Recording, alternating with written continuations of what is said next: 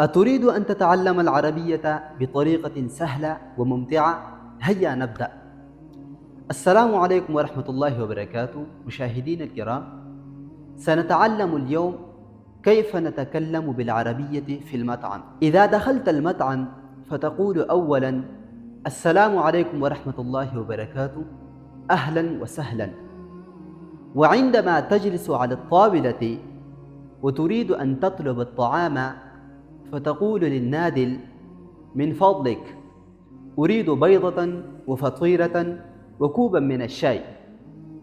إذا تناولت الفطور وأعجبك فتقول الطعام لذيذ جدا. وعندما تنتهي من الطعام وتريد الحساب فتقول للنادل من فضلك كم الحساب. وفي النهاية تقول شكرا جزيلا. هيا جرب هذه الجمل البسيطة وتكلم بالعربية مع أصدقائك. تابعونا وتعلموا العربية بطريقة سهلة.